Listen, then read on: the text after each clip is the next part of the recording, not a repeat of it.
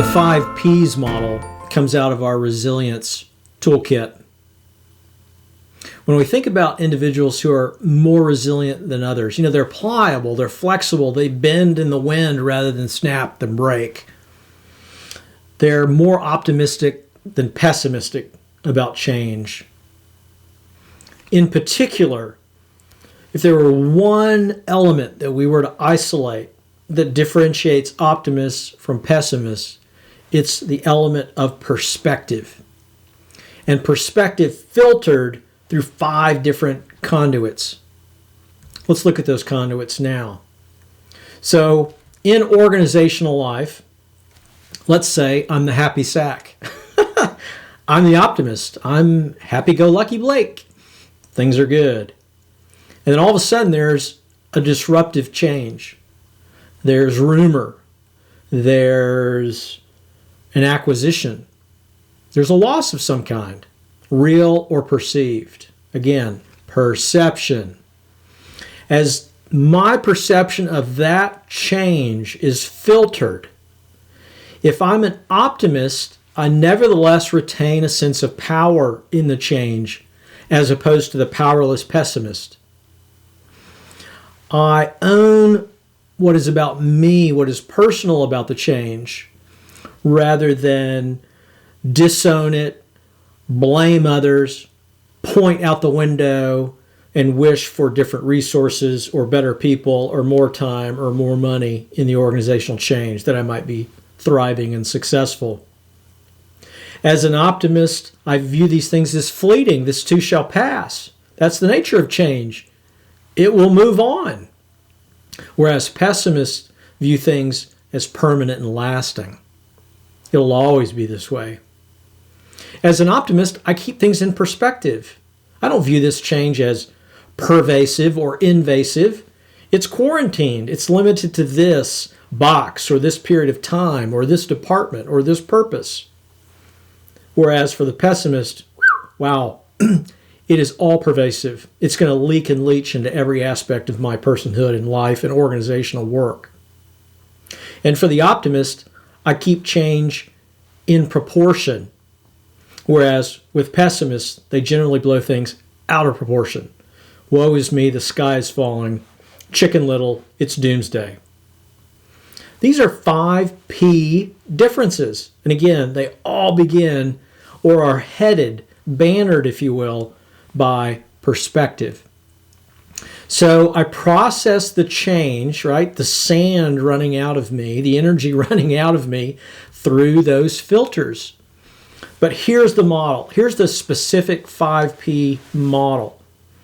It begins ultimately, having been filtered, with a pause.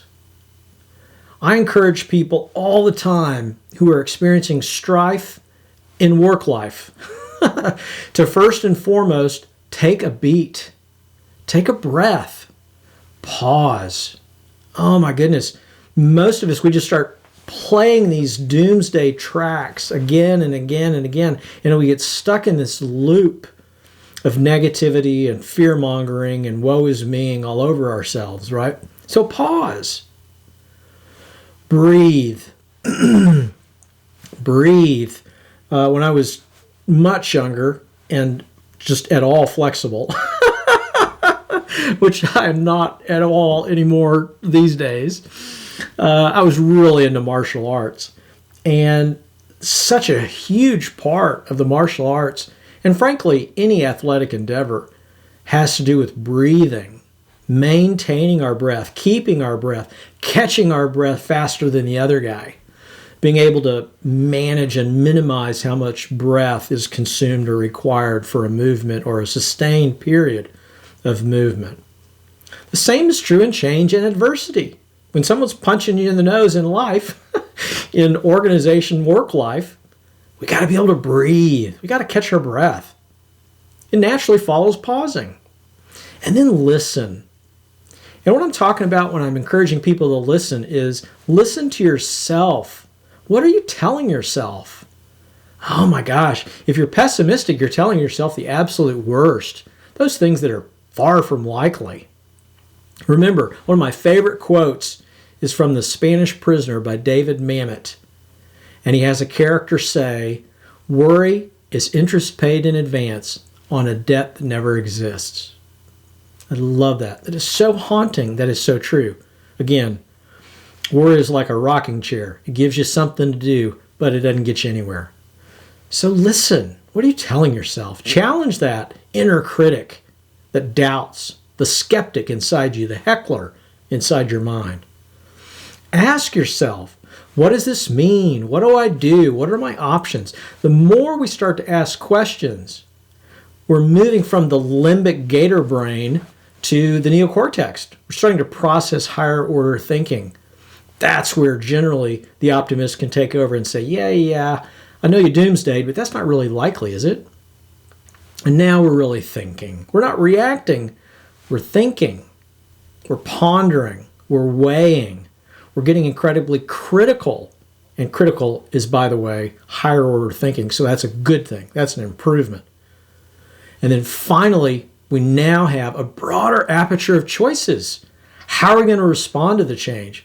Proactively. What are we going to do in the future? How are we going to manage ourselves? I'll never forget, I'm a terrible golfer. So usually at these little boondoggles and resorts and things where I facilitate at retreats and such, I'm the wheelman in the golf tournament. And I'm happy to be that person that drives the cart and helps people chase their little white balls all over Kingdom Come.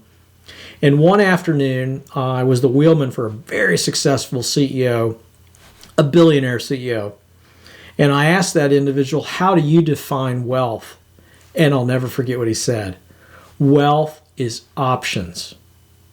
Those with the impoverished mindset or the lack of relationship or those who can't read, they have a very tunnel vision view of the world because they can't do all these other things, right? They have no access, which is one of the huge reasons I believe in mentorships.